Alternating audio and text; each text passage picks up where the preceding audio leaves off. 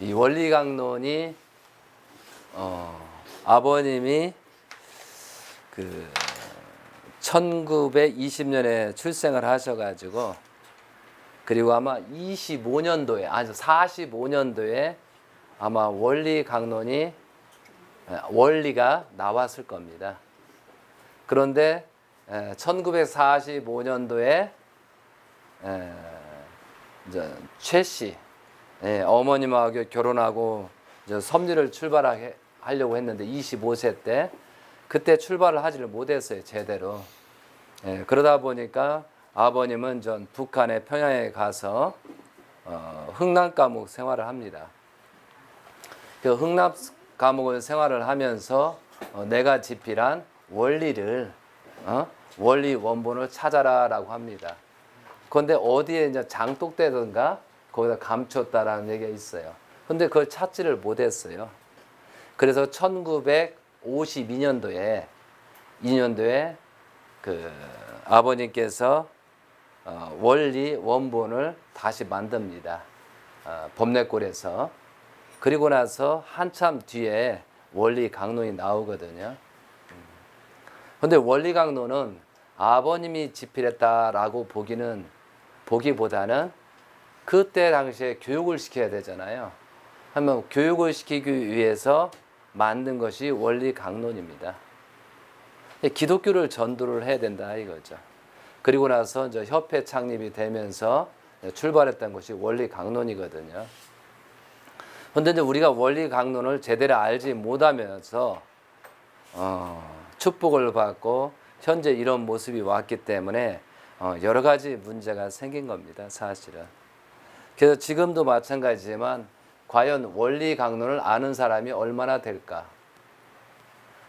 우리가 이제 원리 강론 말은 했지만 수박의 껍데기도 들어가지 못한 상태의 원리 강론의 수준이었어요, 사실은. 근데 여기에서 맨 뒤에 나옵니다. 그러면은 원리 강론을 전편을 보면은 딱 두 가지로 분류할 수 있어요. 하나님의 창조성. 어떻게 하나님의 창조를 했고 또 인간을 왜 창조했는가. 그리고 우리가 창조 목적이 뭐고 영계의 세계는 어떻게 있다. 딱 그렇게 하나가 단락이 돼서 원리, 창조 원리잖아요. 그리고 론에는 타락론이에요. 그리고 뒤엔 예정론, 기독론 그런 모든 내용들은 참조사항입니다. 사실은. 그러면 아버님께서 위대한 것은 하나님이 어떻게 계시다고 말로 썼다는 게 위대한 거고 두 번째 사탄의 정체를 밝힌 것이 두 번째 위대한 겁니다. 이해되시겠어요? 그리고 나서 그 섭리 노정을 통해서 복귀 원리, 탕감 복귀 원리를 주장한 것이 세 번째 위대한 거예요. 이해되셨죠? 첫 번째는 하나님이 증거했고 두 번째 타락론을 증거해서 최초의 아담과 해와가 왜 타락됐으면서 우리가 어떻게 복귀 섭리를 해야 되냐 이게고 그 다음에 탕감 복귀 원리 세 가지로 나눌 수 있어요. 그럼 후편에는 탕감 복귀 원리입니다. 이해되시겠어요? 그래서 복귀 섭리와 나라는 오늘은 제목은 복귀 섭리 역사와 나의 신앙의 자세라고 했어요. 그럼 우리가 한번 진단을 한번 해보자 이거죠. 그래서 제가 말씀을 훈독을 하도록 하겠습니다. 원리강론 258페이지 자주 있던 내용입니다.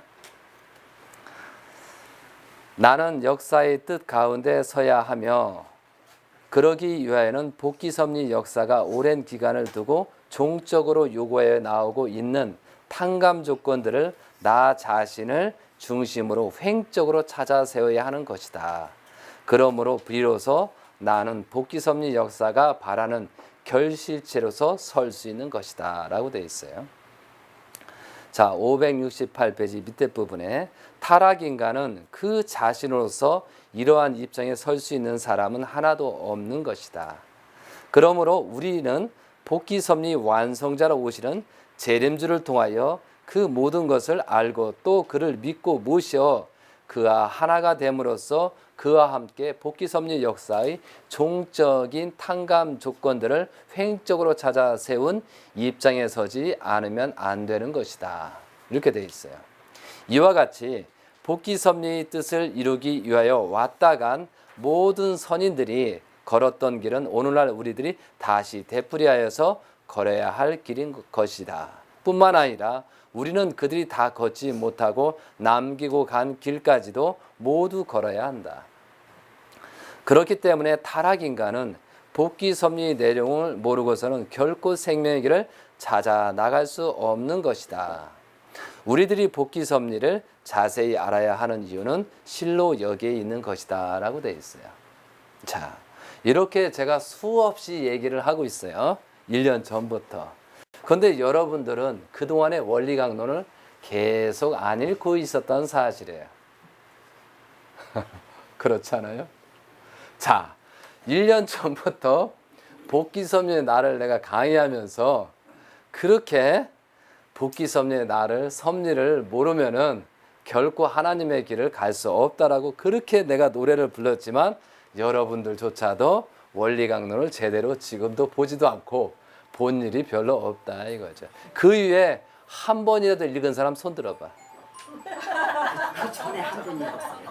그러니까 1년 전부터 지금까지 복귀 섭리에 대해서 한 번이라도 읽었다. 손 들어봐요.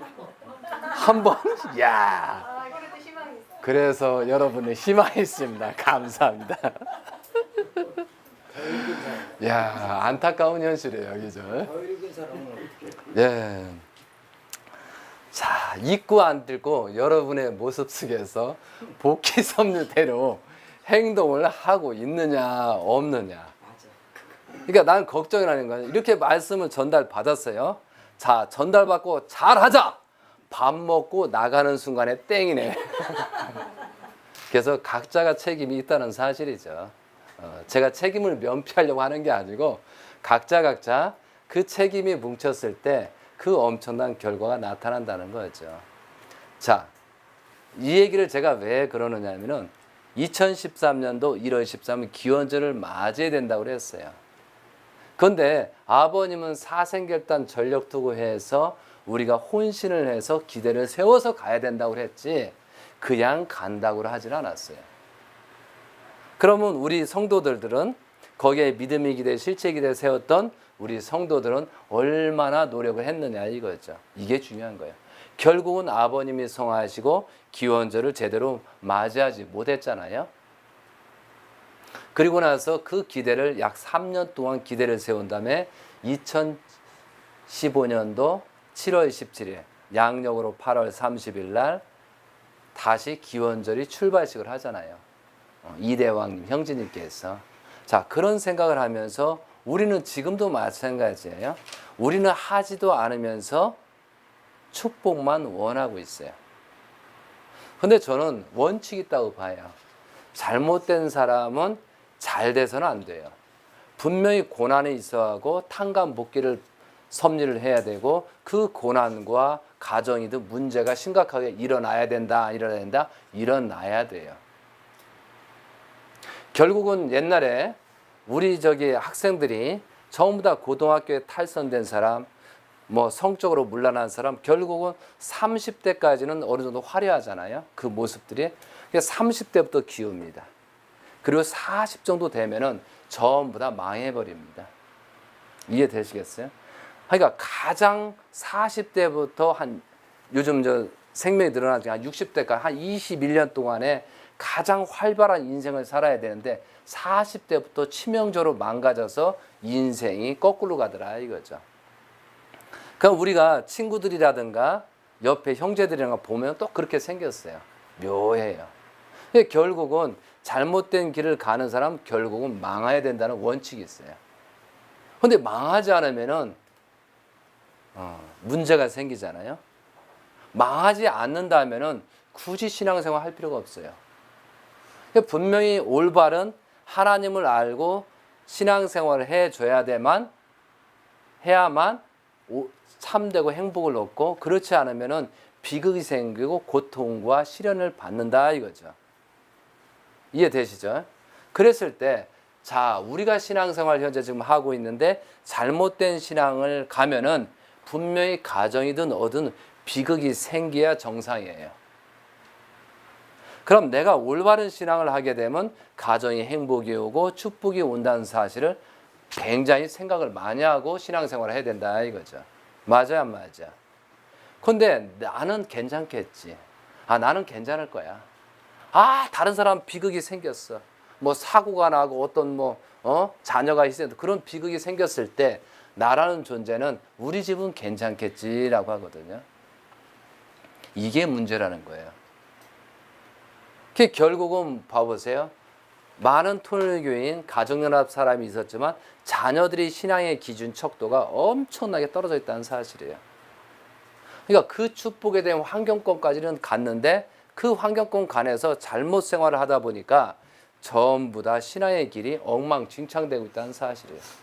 이것이 통일교의 비극이고 가정연합의 비극이고 현재의 모습의 비극이라는 사실이에요. 그러면 그 자녀들이 더 멋있고 활성되고 부모보다 더 열심히 하는 신앙생활을 하면서 절대적인 기준을 세우는 자녀들이 얼마나 있을까요? 이게 문제라는 거예요. 그럼 그 문제점을 우리가 어떻게 해결을 할 것인가? 그러니까 머리는 커가지고 한 20대, 30대, 40대 넘어가니까 이러지도 못하고 저러지도 못하고 자기 세상 위주로 사는 거죠. 그러니까 어떻게 보면은 세상에 나가서 출세하고 성공한 사람이 신앙생활하기는 더 어려운 거야. 그것을 우리는 어떻게 진단하고 가야 될까요? 그래서 저는 그래요. 앞으로도 마찬가지 계속 풀 해야 돼요. 어쩔 수 없어요. 그래서 우리가 신앙적인 자극을 하지 않고 신앙적인 올바른 가치 기준을 세우지 못하면은 분명히 비극이 생긴다는 사실을 알면서 신앙생활을 해야 된다는 거죠. 그래서 뒤에 여기에 나오잖아요. 하나님의 책임입니다. 원리강론 311페이지 영상에도 나오지만 하나님은 인간을 창조하신 원리적인 책임을 지시고 야곱을 세우심으로써 그를 통하여 사탄을 굴복시키는 상징 노정을 본보기로 보여주셨던 것이다. 하나님은 이와 같이 야곱을 세우시어 사탄을 굴복시키는 본보기의 노정을 보여주셨기 때문이다. 모세는 이 노정을 본보기로 하여 그 형상 노정을 걸음으로써 사탄을 굴복시킬 수 있었다. 그리고 또 예수님은 야곱 노정을 밟아온 모세 노정을 본보기로 하여 그 실체의 노정을 걸음으로써 사탄을 굴복시킬 수 있었으며 한편 또 성도들, 우리들을 얘기해요. 성도들도 그 노정을 따라 걸음으로써 사탄을 굴복시키고 주관할 수 있게 되는 것이다. 자, 우리가 사탄을 6,000년 동안 타락의 근성에 의해서 사탄을 굴복시키려면은 이 복귀 섭리를 모르면은 결코 올바른 신앙생활, 사탄을 굴복시킬 수 없다는 거죠. 그러니까 사탄들한테 전부 다 말려드는 거죠. 자, 오늘 이 시간은 우리가 전개를 한번 해보겠습니다. 자, 우리가 하나님을 중심으로 마음과 몸이 하나 돼서 개성을 완성해야 된다라고 됐어요. 이게 하나의 개인이란 말이죠. 그러면은 하나님의 마음을 하나님의 소통을 해야 되고, 자, 그리고 마음의 주관받아 몸을 움직여서 하나님의 사랑을 받는 몸이 된다는 거죠. 그럼 여기에 종적 관계, 그죠? 절대적인 종적인 거고 마음이 이게 횡적 관계예요. 그래서 결국은 마음이 몸을 주관해야 된다 이거죠. 그래서 3대 수소장에서 이 결과체가 개성, 하나의 인격체가 나온다는 거죠. 그러면 좀 많은 얘기를 합니다. 자, 이것이 소생기, 장성기, 완성기라고 하잖아요. 그러면 여자와 남자 좀 차이가 있는 것 같아요. 지금 계속 분석을 하는데 여자와 남자의 차이점. 7세, 7세, 7세, 8세, 8세, 8세. 왜 이 기준이 나오냐면은 자, 1944년도에 아버님이 성혼하시거든요. 성혼하면서 2001년도 1월 13일 날 말씀이에요. 메시아는 성혼으로 직접 주관권 시대에 들어간다라고 써 있어요. 이해되세요? 이거 좀 한번 확인해 보세요, 여러분도. 2001년도 1월 13일 하나님 왕권 즉위시 때 메시아는 성운으로 직접 주관권을 들어간다. 그러니까 아버님이 성운을 한 것이 2004년도 아마 6월 달인가 4월 달인가 될 거예요. 3월 달인가 언제. 그러니까 최씨 어머님을 통해서 성운을 합니다. 이때가 아버님이 1920년도와 1월 6일이니까 이때 일세를 따져보면 이때가 25세가 되죠. 맞아 안 맞아요? 25세가 된다니까요. 그러니까 888, 24세, 777, 21세, 25세가 24세를 넘는 순간에 25세 때 직접 주관권에 들어간다라고 돼 있어요. 그래서 이걸 강조하는 거예요. 그래서 자, 16, 17세 때 장성기 완성급에서 타락되었다라고 합니다. 그럼 타락대에서 어디로 떨어져요? 종의 종으로 떨어지는 겁니다.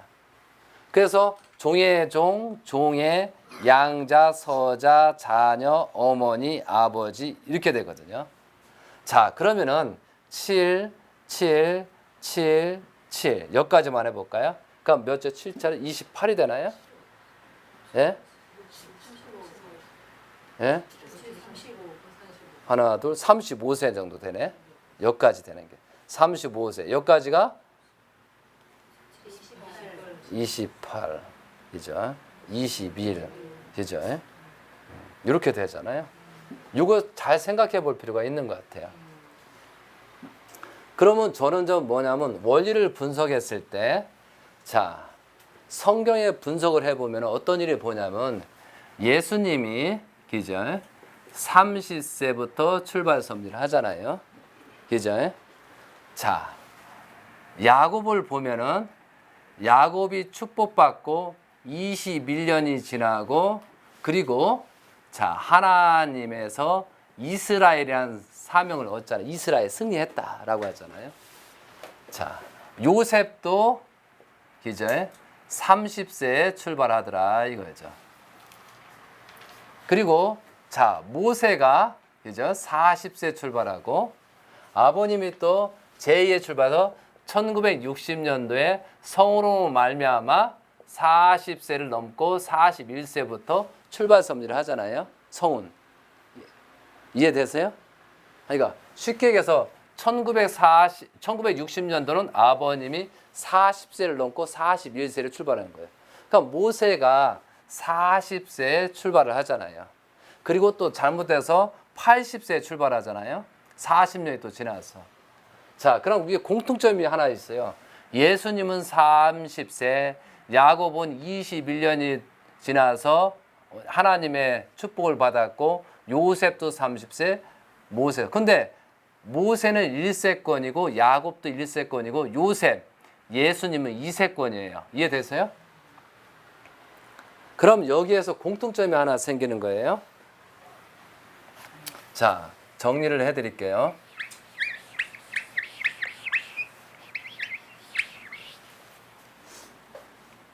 자, 여기에서 중요한 것이 뭐냐면은 우리는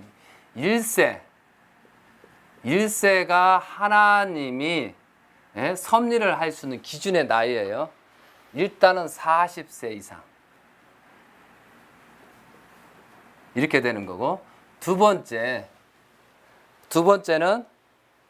축복받고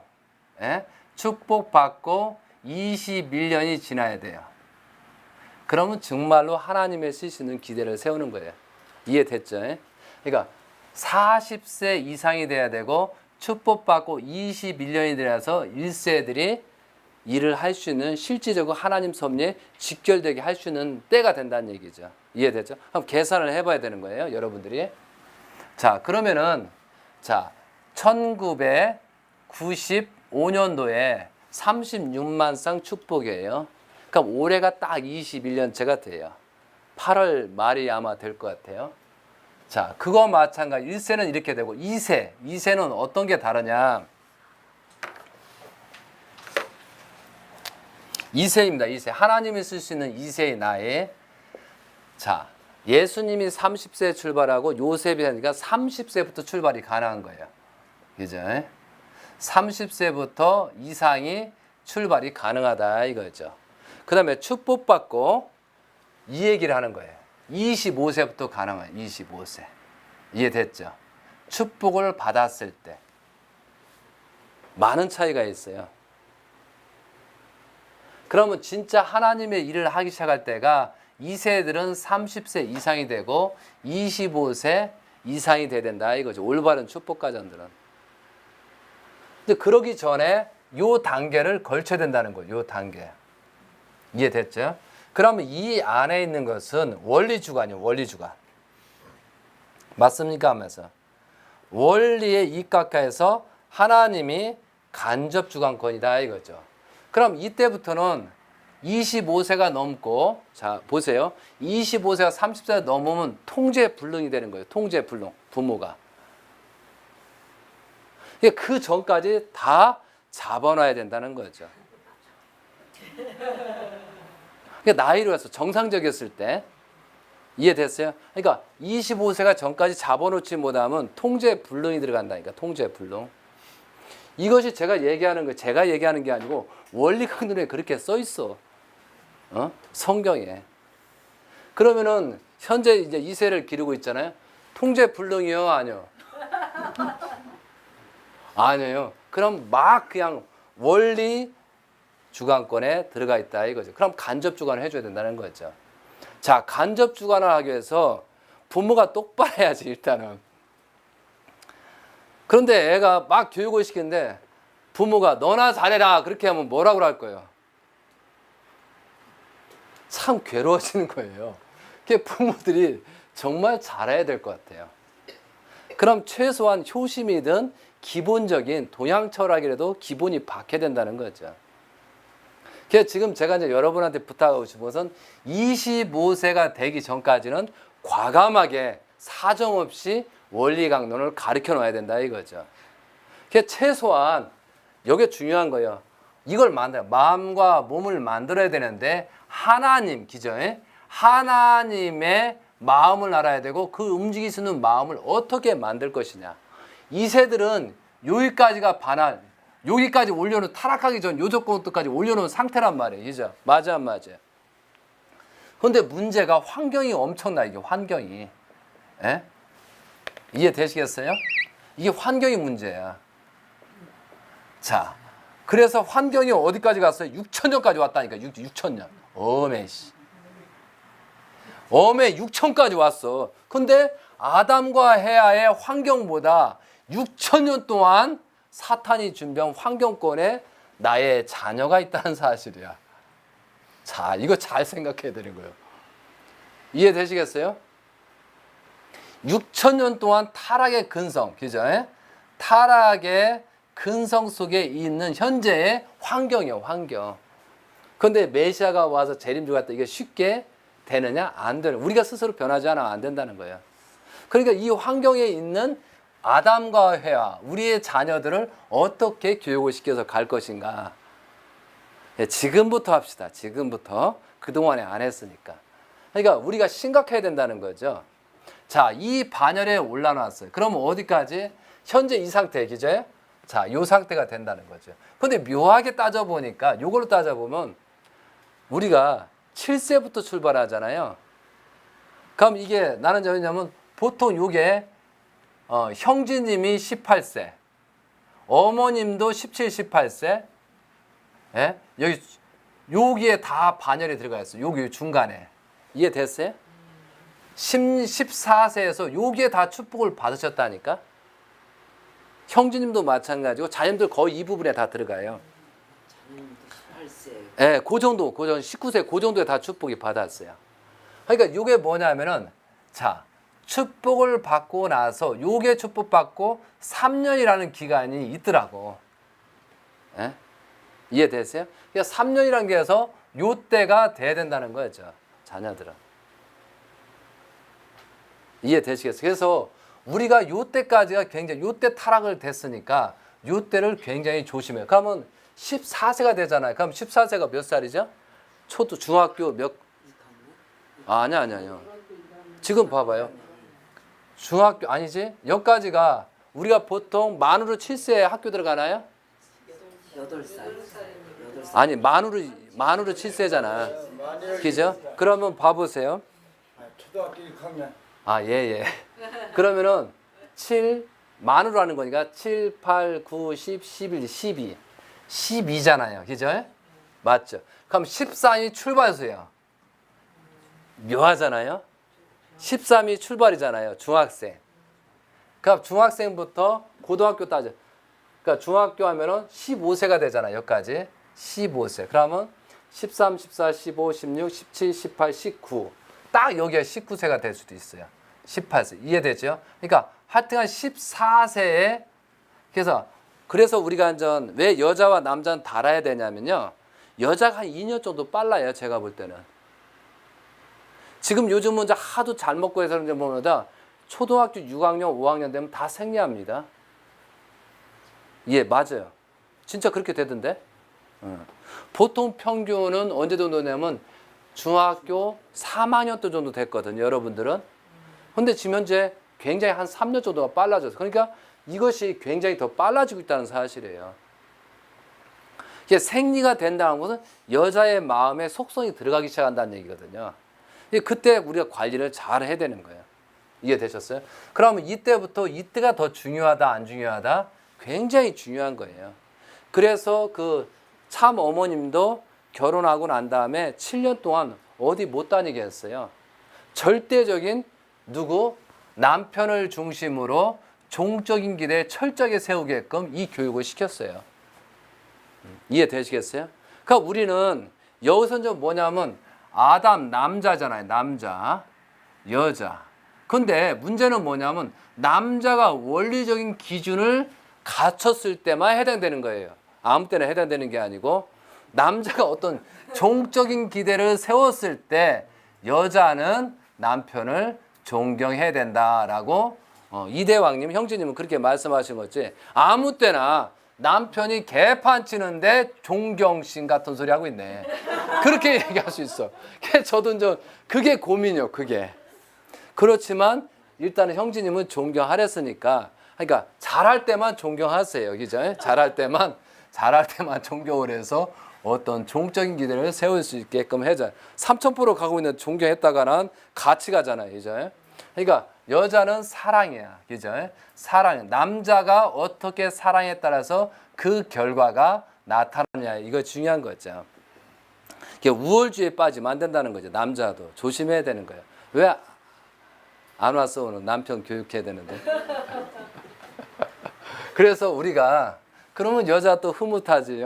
그죠? 그렇게 얘기하고. 근데 남자는 왜 그러냐면 씨가 있기 때문에 그렇거든요. 씨가 있기 때문에. 그래서 우리가 어떠한 신앙을 할 것인가를 생각을 잘 해야 된다는 거죠. 그래서 우리는 우리 자신이 마음과 몸이 하나 돼서 하나님을 알게 하는 것이 가장 급선무예요. 어떻게 무식하게 하든 어떤 방법을 취하든 간에 하나님을 일단 알게 해야 돼. 첫 번째 하나님을 알게 되고 두 번째 알게 되는 게 뭐지? 영계를 알아야 돼. 그래서 애들한테 요때는 좋아. 꿈꿨다! 라고 하면서 계속 거짓말치든 뭐다 해야죠. 영계가 있겠구만. 그리고 나서 얘가 잘못하고 떨고 막 그렇게 하면서 막 하면서 어떤 방법을 취하든 간에 영계가 있다는 사실을 알려줘야 돼요. 우리 2층에 있는 지상에 있는 2세 영계 있어 없어? 있어? 야, 이거 이 정도면 굉장히 수준이 굉장히 성장한 거예요. 그러니까 하나님이 있다가 영계가 있다는 사실만 알아도 함부로 행동하지 않습니다. 그리고 하나님을 생각하고 그 기대를 세울 수 있게 우리가 만들어야지. 근데 조금만 잘나면은 하나님을 부정합니다. 내 인생은 내 인생이고 하나님은 종교고 뭐고 하면서 따지면서 3000% 가기 시작한다 이거죠. 이게 문제예요. 이게. 그래서 저는 고민한다. 요즘 애들을 훌륭하게 똑똑하게 가르치는 게 좋을까? 멍청하게 키워서 적당하게 하나님을 알게 할 것인가? 이게 가면 갈수록 알면서 아빠한테 딘비네. 요즘 그래요. 세상을 아니까 야 아빠한테 구속받지 마. 적당히 살아야 돼. 인생은 자유야. 너의 자유고 너의 이런 교육만 한 6개월 받다 보니까 아빠가 얘기하니까 요즘 얘기하니까 아버지 인생은 제 인생도 있습니다. 이렇게 막 따지거든. 이게 참 내가 가장 고민이에요. 근데 스스로 내가 떳떳하게 살았느냐 안 살았느냐 굉장히 갈등을 하고 있어요. 그러니까 그 영향이 또 둘째까지 가네. 모르는 거야. 아무것도 모르는데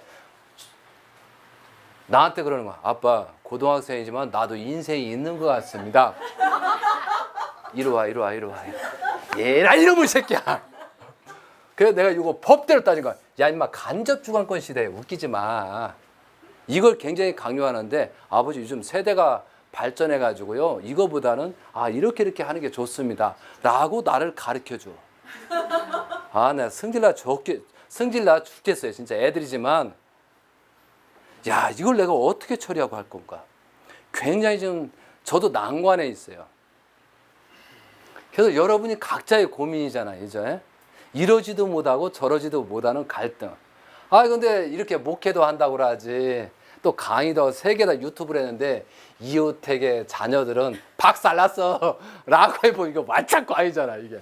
나 거기에 좀 노이로시에 걸려가지고 지금 대학교 1학년인데 이 기회 놓치면 쉽지 않을 것 같아 지금 현재. 지금 6개월 다녔는데도 이게 아버지 인생 내 인생 이게 서로 가려다가 따졌었고 그러니까 이게 1년만 가봐 이게 큰일 나겠더라니까. 대학교에서는 같이 또래들이 참 그게 쉽지 않더라고요. 근데 결론은 뭐예요? 6,000년 동안 타락된 환경이란 말이에요 이게. 우리가 부모의 역할이 굉장히 중요하다 이거죠. 그렇기 때문에 여러분들 원리를 알아야 된다 몰라야 된다? 여러분들 빨리 알아야 면장하지 알아야 뭘 하지. 그런데 굉장히 중요한 것은 주체와 대상 간에 저 2층에서는 이게 엄마를 때려 이렇게. 엄마 교육 잘 시켰어 라고 이렇게 때리네. 맞아 안 맞아? 아이고 참. 내가 관심 있게 볼 거야. 앞으로 어떻게 진행될지인지. 근데 정말 우리가 중요한 것은 정말 내가 남자로서 완벽하게 서야 돼. 그리고 여자를 어떻게 사랑으로 줄 것이냐. 횡적인 사랑보다도 종적인 사랑을 어떻게든 절대적인 기준을 세울 것인가. 이게 문제예요. 이것만 해결되면은 횡적인 사랑은 그렇게 어렵지 않다는 거죠. 이게 중요한 거예요. 그래서 하나님 훈독해라, 기도해라, 그런 형식적인 거 말고 실체로 접근해야 돼요. 우리는 자녀들 통해서 실체적으로. 근데 왜 애기 안 데리고 왔어요, 진짜? 애기 데리고 와야 돼요. 데리고 와서 이 환경을 보고 있어야 돼요. 정신이 없어가지고. 괜찮아. 그래 데려다 놔. 괜찮아. 왜냐하면 여기 데리고 왔는데 정신없으면 내가 영빨이 떨어진 거고 애가 조용하면은 영빨이 내가 어느 정도 된 거예요. 그러니까 나 테스트하는 거라니까. 저놈들이 떠들면은 내가 신앙이 좀 영빨이 떨어져서 그런 거구나. 또 애들이 조용하면은 오늘은 내가 할 만하구나. 이게 나도 진단하는 사람이 그 기준이 있어야 된다는 거예요. 그래서 우리가 이런 기준에서 보세요. 간접 주관, 원리 주관이라 했잖아요. 직접 주관. 근데 여기에서는 메시아예요. 메시아는 성혼을 해서 직접 주관권 시대에 들어간다라고 했어요. 그럼 우리는 어느 단계에서 직접 주관에 들어가느냐 이거죠. 권사님 어느 단계에 직접 주관에 들어가지? 완성됐을 때. 네? 여러분들이 축복받고 착각을 하는 거예요. 직접 주관권에 들어갔느냐 안 들어갔느냐 잘 생각해야 돼요. 그건 각자가 깨달아야 돼. 각자가. 왜냐하면 장로님은 직접 주관에 안 들어갔습니다 라고 하면은 내가 탕감받을 수 있어. 그러니까 스스로 해야 돼요. 어떻게? 내가 마음과 몸이 하나 돼가지고 이렇게 됐다. 이건 직접 주관이겠지. 근데 그렇게 주장할 수 있는 사람이 그렇게 많지 않다는 거죠. 거의 없죠. 그런데 참 아버님께서 위대한 것은 아담으로서 재림주가 쓰기까지 그죠? 직접 주관하는 거에서 하나님이 100% 임해서 93년 동안 역사했다는 사실이 위대한 거예요. 그게 위대한 거예요. 그래서 직접 주관권 시대에 들어가기 위해서 어머님과 성혼한 거예요. 그러면은 어머님은 메시아가 아니라고 그랬잖아요. 자, 어떻게 보면 타락한 환경권에서 6,000년 동안 교육을 받은 해화라고 볼 수밖에 없어요. 이해되시겠어요? 그러나 엄청나게 하늘도 준비하고 사탄도 준비한 어머니 입장이라는, 해와의 입장이라는 사실을 알아야 돼요. 왜 그러냐면은 이게 원칙이라는 거 있어요. 메시아는 본보기 노정, 전형 노정이라고 했잖아요.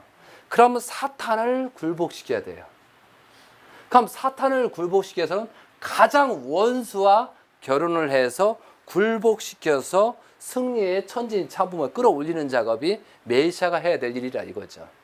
그것만 우리 축복 받았잖아요. 자, 우리는 많은 사람이 축복을 받았는데 결론은 원수하고 축복을 받은 거예요. 가장 원수하고. 그걸 우리는 알아야 돼요. 원수하고 축복을 받았으니까 원수를 어떻게 사랑을 해서 결부시켜서 부부가 하나가 되는가가 중요한 거예요. 이것이 안 되다 보니까 어떤 사람은 포기 현상이 생기잖아요. 너는 너, 나는 나, 나의 인생, 너의 인생, 내가 통일교회 그 양반이야, 너 때문에 온 거냐, 오로지 신앙이다. 이렇게 이상한 생각하거든요.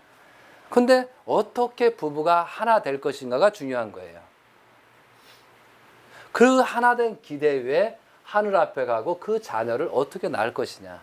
근데 우리가 자, 자녀를 어떻게 낳느냐가 중요하잖아요. 그렇지 않습니까? 과연 내 자녀들은 어떻게 낳느냐 이거죠. 그러면 우리는 철저하게 분석을 하면서 자녀로. 근데 자녀들이 어떻게 이 6,000년 환경을 한 번에 벗길 수가 있기 때문에 타락의 근성 있게 날 수밖에 없는 환경이었다 이거죠. 왜? 부모가 마음과 몸이 하나 돼가지고 그 기대를 세우지 못한 자녀를 낳기 때문에 더 관리를 철저히 해야 돼, 우리는. 이해됐죠?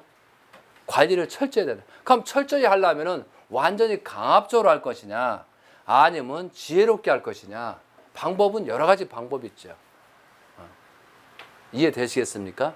그런데 아버님께서는 재림절 그 승리 기대에 자녀를 100% 완벽하게 낳았다는 사실이에요. 14명의 자녀를. 자, 여기서 문제가 생기잖아요. 14명의 자녀를 낳는데 왜 참 자녀들은 그렇게 여러 가지 문제가 크게 생겼을까? 그러면 첫째 이유가 뭐냐면은 아버님은 자녀를 보호할 수 있는 그런 상태가 아니에요. 그냥 완전히 사탄한테 내놓은 환경권에 살 수밖에 없는 환경이에요. 왜? 가인을 먼저 사랑해야 되니까. 이게 메시아의 사명이니까. 그러니까 어머님도 마찬가지라 봐야 되는 거예요. 그것을 누가 보여야 우리가 축복 가정들이 보살펴야 되는데 그걸 하지 못했기 때문에 결국은 현재의 문제점이 생겼다는 사실이에요. 그건 부정할. 그게 첫 번째 원인이에요. 첫 번째 원인. 그리고 두 번째 원인은 완성된 남자로서 하나님의 절대적으로 아는 것은 누구 책임이요? 자녀들 책임 목요예요. 이해되셨죠? 왜? 아담과 헤아가 타락했다는 얘기는 하나님을 몰라서 타락한 거잖아요. 그것처럼 일부는 책임이 있다. 이것이 5%라는 거예요. 5%. 그럼 우리는 뭐냐면 자녀에 대해서 95% 우리가 책임져 줘야 돼. 그러니까 자녀의 책임을 정확하게 묻는다면 5% 책임이 있다고 볼 수 있다는 거죠. 이게 계속 완성이기 때문에. 그럼 원리적으로 맞아 떨어지잖아요. 그렇죠? 그러니까 뭐냐면 95%의 책임은 우리가 져줘야 되는 거예요. 우리가. 근데 그걸 하지 못하니까 결국은 아무것도 할 수 없는. 그래도 대신자이신 형제님께서, 국주님께서 나타났다는 것은 인류에서 최초의 역사예요. 최초의. 이게 재림주가 위대한 거예요. 그러니까 가정을 완성을 해서 자녀를 낳았다는 그 자체가 중요한 거예요. 그리고 대신자를 통해서 혈통을 연속해서 가게끔 가정, 종족, 민족, 국가, 세계, 천주, 하나님까지 갈 수 있는 그 기대를 지상에 뿌려놨다는 것이 이게 위대한 거다 이거죠. 그럼 우리는 어떠해요? 우리 자신들은 우리 자신들은 어떠한 기대를 해서 자녀들의 뿌리를 남길 거냐 이거죠. 그래서 절대 참 자녀의 관계하고 타락한 6천년의 관계하고 똑같다라고 생각하면 큰 착각이라니까. 착각. 자, 지금 현재 교육하고 있잖아. 통일교에서는 가정연합이든 이거 참 자녀나 우리나 큰 차이가 없다고 하고 교육하고 있어요. 이게 큰 문제예요, 지금 현재.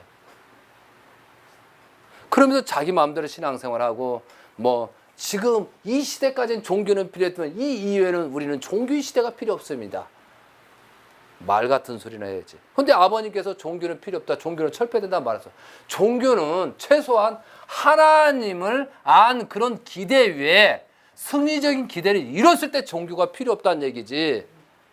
그럼 교육기관이 있어야죠. 교육기관이. 그렇지 않습니까? 학교가 뭐하러 필요해? 어느 정도 성장 과정까지 학교에 학습이 필요하듯이 종교가 왜 필요하냐? 그래도 하나님을 증거하는 데는 종교밖에 없잖아. 뭐 대통령이 뭐 하나님 찾고 그럽니까 요즘? 그렇기 때문에 종교라는 것은 어디까지 교육하는 기간까지는 필요하다 이거죠. 그리고 남자가 아까 무슨 나이에 이런 기준을 나이를 세웠을 때 그때부터는 놔둘 수밖에 없잖아요. 말도 안 들으니까. 그래서 우리는 어떠한 단계에서 종교 생활을 할 것이냐. 그래서 우리는 그럽니다. 종적인 8단계. 자, 우리는 종의 입장에 떨어진 것을 종이야. 말이 쉬운 게 아니고 종놈의 말을 들어야 되는 거예요. 순종 굴복하고. 이게 쉽냐고.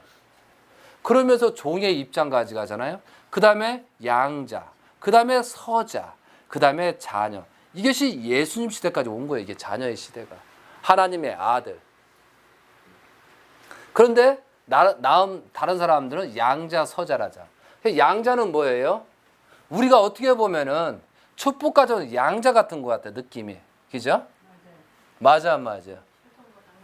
혈통과 관계없는 양자 입장에서 축복을 받아서 그 3단계까지 자녀까지 끌고 왔다는 거예요.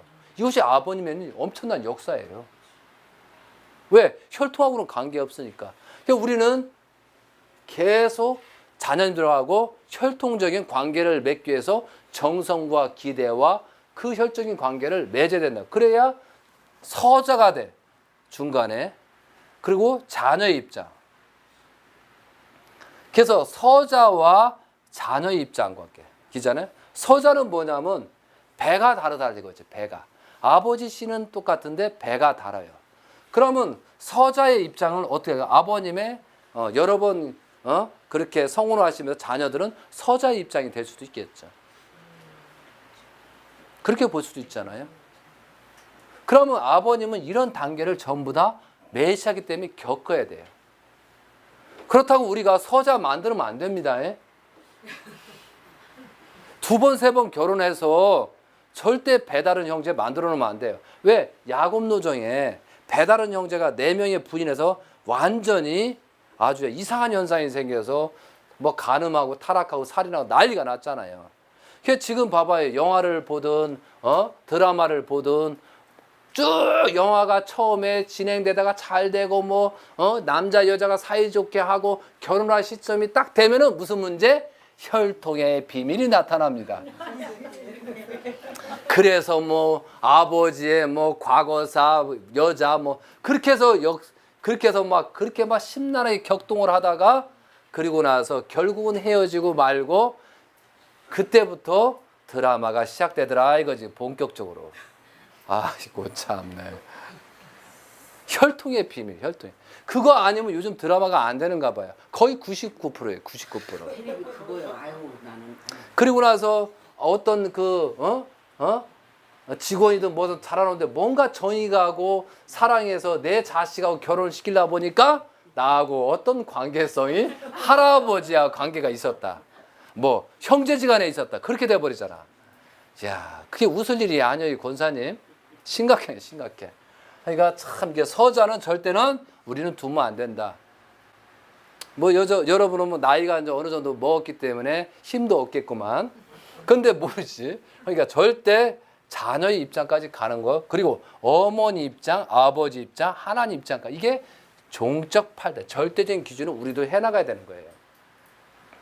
그리고 나서 여기에 대해서 개인이 되고 내가 하나님을 인정하고 그런 기대 외에 절대적인 하나님이 쓸 수 있는 몸이 되잖아요, 우리가. 그럼 여러분들 각자가 하나님이 쓸 수 있는 몸이 돼야 돼요. 그래서 하나님이 쓸 수 있는 몸이 돼야 되는데 웬만하면 웬만한 게 아니고 술 먹지 말고 담배 피지 말라는 거예요. 이렇게 나오거든요. 근데 나는 그렇게 교육해도 요즘 말 안 듣네. 근데 나는 20대 술을 먹었었어요. 담배도 폈었어요, 저도. 그러면서 축복받고 나서부터 서서히 느낌이 안 좋아져서 끊기 시작한 거예요. 왜냐하면 야, 너 통일교이지? 야, 통일교회 담배 피냐? 통일교회 술 먹냐? 거기를 교회냐? 아니냐? 자꾸 그게 물어보더라고. 아, 진짜 그러네. 나도 통일교회라고 하는데 야, 너 뭐 연애만 안 하지? 뭐 할 거 다 안 해. 뭐 술 먹고 담배 피고. 아, 이상하게 갈등이 생기더라고요. 야, 이게 아니구나. 야, 이게 보이기가 잘 보여야지. 내 전도해야지. 그래서 내가 그때 서서히 먹기도 싫고 담배도 뭐 피고 싶은 마음이었어. 그래서 끊었어요, 저는. 자, 제가 왜 할게요? 저는 하나님을 알았을 때 내 몸이잖아요. 하나님이 내 몸속에 들어와서 생활을 해야 되는데 내가 담배를 폈을 때 하나님이 담배를 피는 입장이 되잖아요. 맞아. 그 생각을 하게 되는 거예요. 그러니까 내가 담배를 피면 하나님이 내 몸에 와 있습니다라고 생각하면서 담배를 피니까 하나님도 담배를 피는구나. 이렇게 인지가 되는 거예요. 그때는 하나님이 나가겠구나라고 생각하고 내가 술을 먹으니까 하나님이 술도 많이 먹는구나.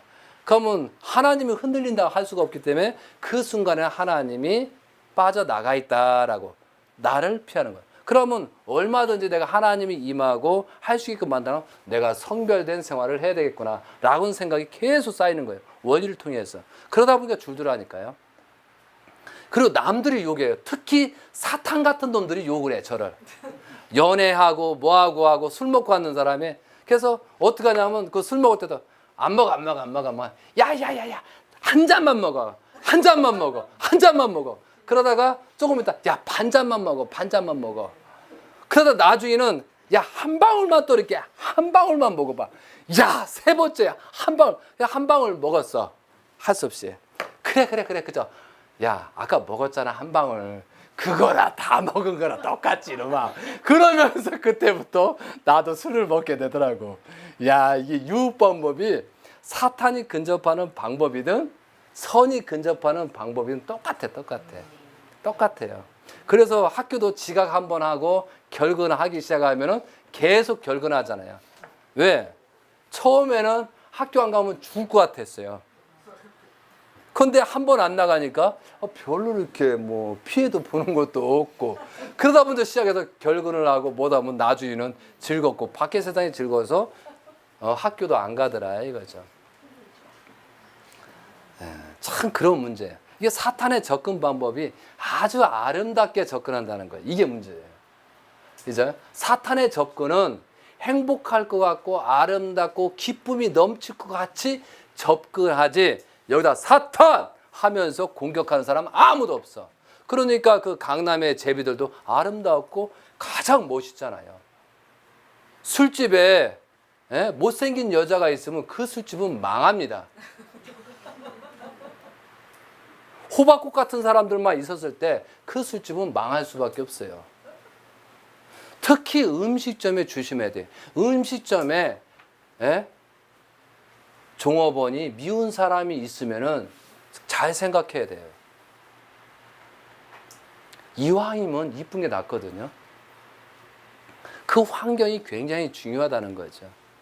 그래서 우리가 가장 아름답게 접근했다는 거죠. 해와한테도 마찬가지예요.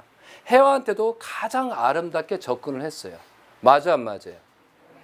가장 멋있어요. 아담보다도 멋있었어요. 일단은.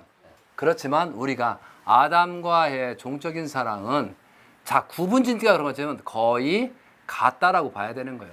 아담이나 해와나 왜 남자만 잘났다고 가봐야 애 안 낳으면 인생 끝나버리잖아.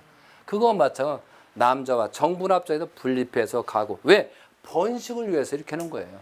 그러니까 우리는 남자는 반쪽에 50%의 사람이고 50%의 사랑을 해가지고 그 결부가 하나님을 갔을 때 그래서 영계에 갔을 때 이런 상태로 다닌다고 그랬어요. 아버님 말씀이에요. 우리가 지상에 있을 때 절대적인 기준을 세워서 가야 되는데 자 여기서 중요한 거예요. 통일교에 왔다고 축복을 받는 것도 아니고 기독교도 불교도 아니고 하나님과 어떻게 가까운 사람이 축복받던 사람이에요. 이해되세요? 물론 다른 사람들은 혈통적인 복귀를 못한 상태지만 결국은 누가 죄를 많이 짓느냐 이거죠. 그러니까 우리가 현재 참 아버님 고난권은 왔지만 그 기대 위에 우리가 어떠한 사랑을 할 것이냐. 그럼 하나님은 절대 유일 불변이잖아요. 자, 재림주예요, 재림주. 이것은 뭐냐면 성상과 형상이 마음과 몸이 하나 된 것이 재림주입니다. 거기에 대신자예요, 대신자. 네? 그러면 아버님께서 대신자로 천명했다는 것은 뭐냐면은 다 모든 자녀들 대신자로 하고 싶죠. 부분적인 대신자를 하고 싶잖아요. 그래서 상속은 전부 다 해주는 거예요. 상속. 상속과 대신자의 개념은 엄청난 차이가 있어요. 나를 대신할 수 있는 사람이 대신자예요. 상속자는 상속권을 상속해 주는 거예요. 개념이 다르죠. 그러면 아버님께서 93년 안에 대신자로 천명해 놓은 거예요. 그러면 대신자라는 것은 나를 사랑하는 만큼 대신자를 따르라는 얘기가 되는 거라니까요. 자, 그러면 우리가 어떤 문제가 생기냐면은 몸이 있고 또 자녀가 나오고 손자가 나와요. 손자. 여기에 종적인 기대를 계속 혈통은 중심자는 사탄 세계든 타 선의 세계든 중심자는 있어야 되는 거예요. 그 모델 가정이 있어야 되는 거예요. 왜? 한 번에 단번에 지상천국이 되는 건 아니고 몇 단계예요? 7단계, 8단계까지 가야 된다고 그랬잖아요. 그러면 가면 갈수록 모든 사람이 중심자이기 때문에 그 중심자 역할은 상실될 수도 있지만 그렇지만 그대로 계속 후손만대까지 가야 돼요. 이게 종적인 기대예요. 그러면 예를 들어서 아버님이 재림주로서 자녀를 대신자로 세웠어. 그리고 손자를 세웠단 말이에요. 그럼 아버님보다 나아야 돼요? 아니면 못 낳아야 돼요? 그러니까 우리 자녀들이 여기 지금 2세들도 왔지만 나보다 최소한 12배가 낫게끔 환경을 만들어줘야 돼. 그게 모범 가정이에요. 저는 거기에 지금 징크스가 생겼어요. 우리 아들이, 우리 딸이 나보다 12배가 나아야 되는데 그걸 어떻게 할 것이요? 언제 대신자로 시점이요? 대신자로 해줄 때가 오거든요. 그러면 아버님, 형제님도 18세의 축복을 받았어요. 아까 얘기했잖아. 30세 기저요? 아까 어디서 얘기했잖아. 30세 때 2세들의 섭리가 된다. 이거였지? 2세 때 대신자로 천명했잖아요. 아버님 그렇게 하셨잖아. 예수님도 30대 또 말씀을 시작했고 요셉도 30대 출발했고 똑같다니까요. 이해되시죠? 그런 관점에서 12배가 난다. 그래서 우리가 얘기하잖아요. 우리 권사님 참 좋습니다. 근데 아들은 형편없네요. 딸들은 형편없네요. 라고 하면 살맛나? 죽어야지. 죽어야지. 장로님 어떻습니까? 그 자식 죽게 건 부모가 만들었는데 부모가 죽어야지. 그건 당연한 거지. 그러니까 우리가 여러분한테 여기 다 자녀들 있잖아요.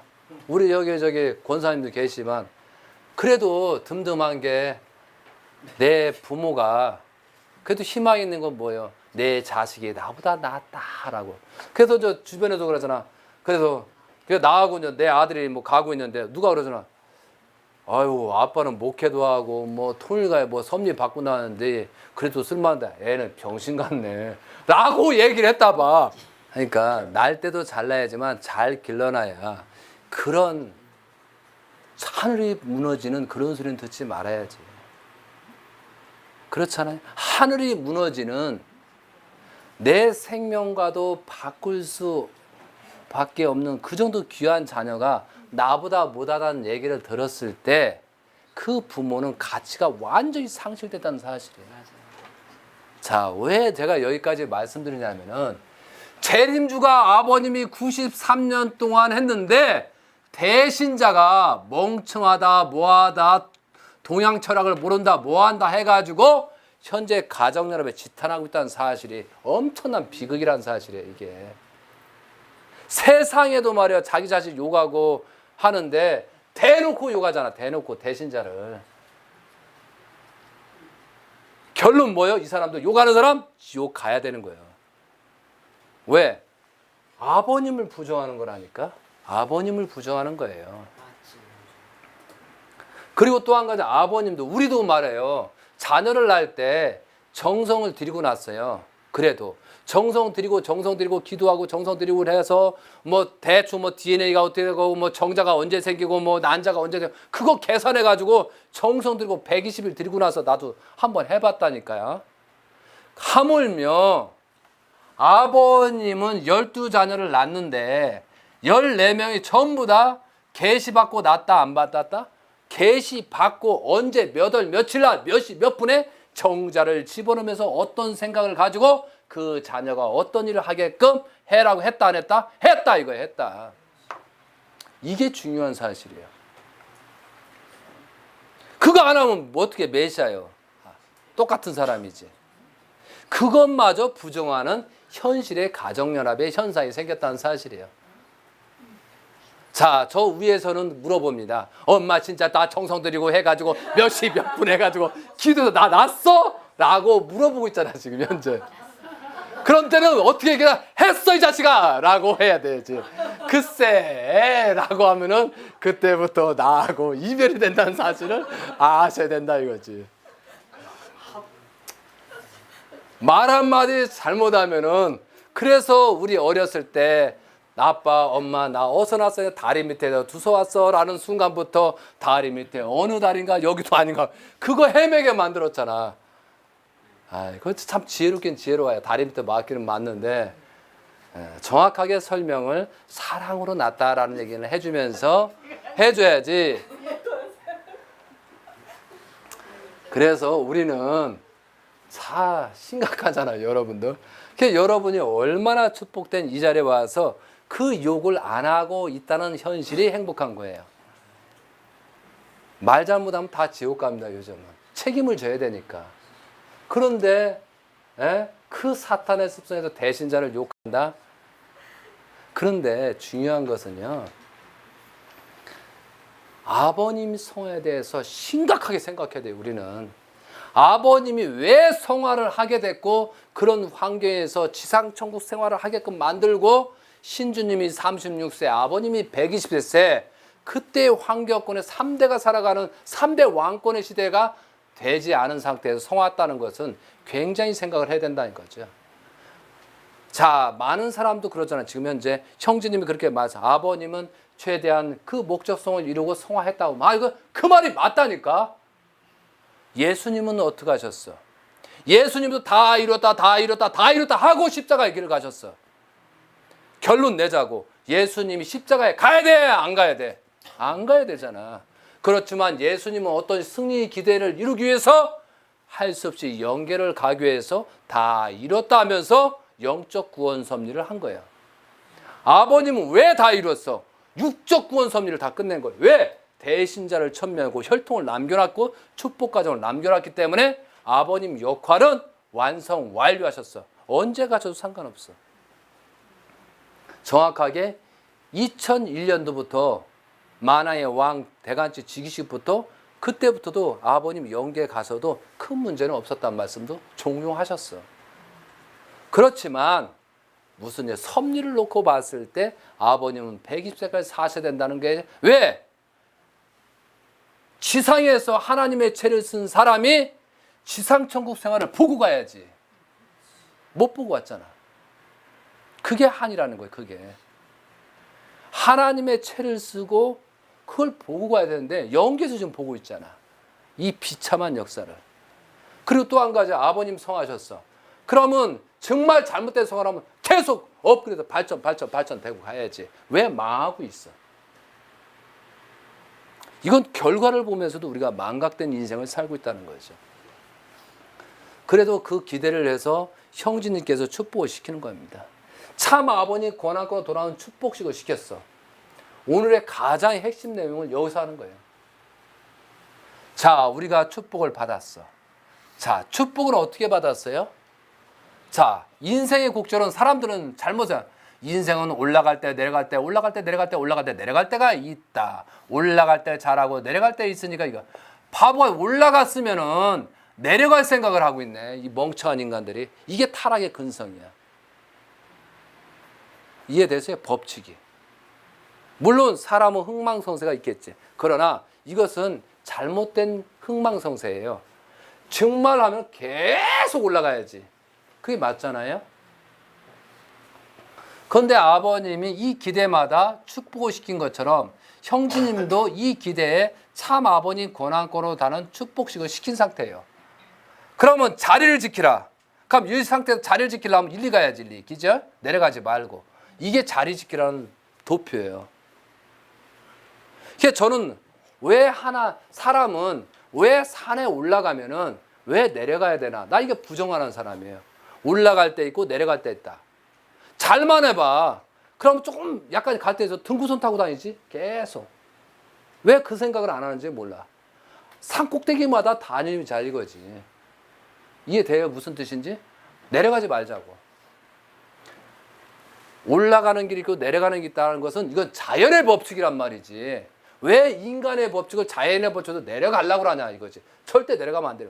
올라간 상태에서 자리를 지키면서 이것이 형제님이 요번에 말씀 자리를 지키라는 말씀이 분명히 심어주고 싶어서 그런 거예요. 이해되시겠어요 여러분들? 올라간 상태에서 떨어지지 않으면서 더 형제님을 기다려 조건을 세워 우리가 어떻게 갈 것인가가 중요한 거다 이거죠.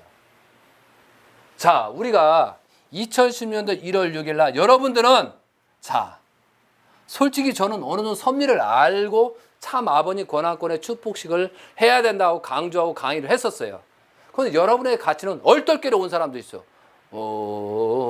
가야 되나. 계산한 사람도 있어. 그리고 와 보니까 이런 현상이 생긴 사람도 있어. 그럼 여러분이 판단 기준 각자 알아서 해야 돼. 그렇지만 3천 가정 속에 들어갔다는 게 중요한 거예요. 일단 얼떨결에 들어갔든 뭐였든 간에.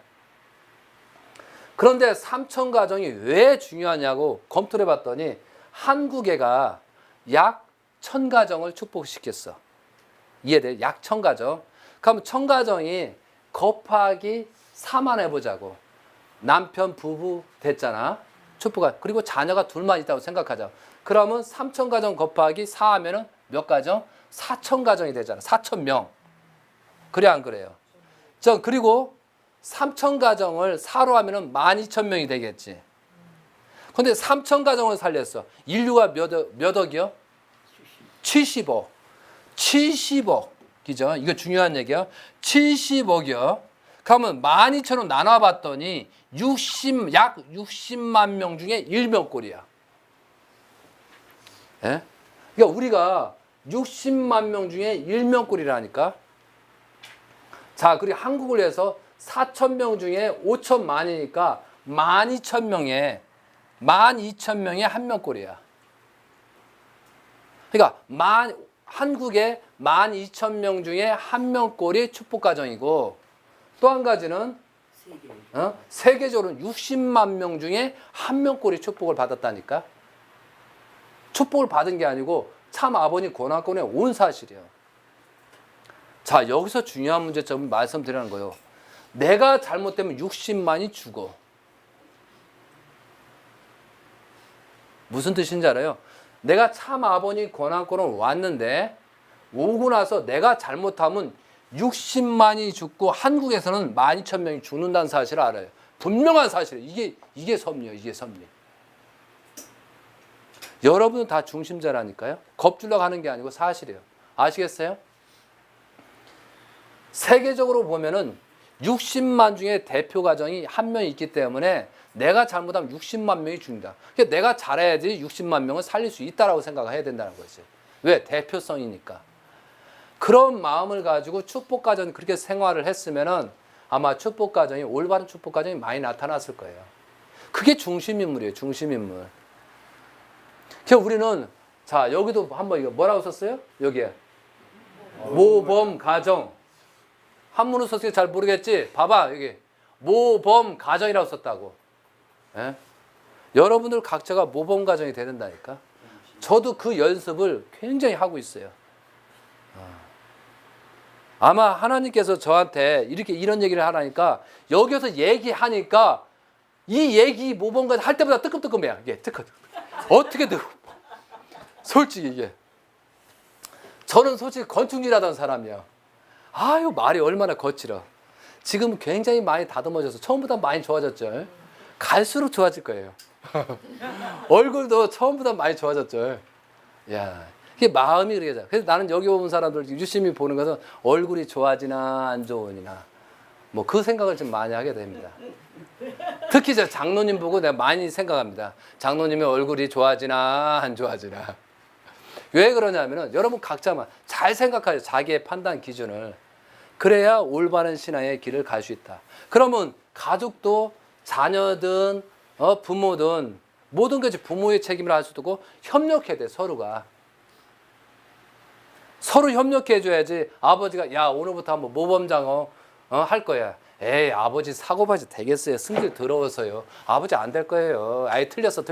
애들 둘이 한 이렇게 하고 있다고 보면 이게 되겠냐고. 김이 팍팍 새지. 그러니까 서로 노력해 줘야 된다는 거지. 아시겠어요? 그래서 어떻게 우리가 노력하면서 이 모범 과정을 갈 것이냐.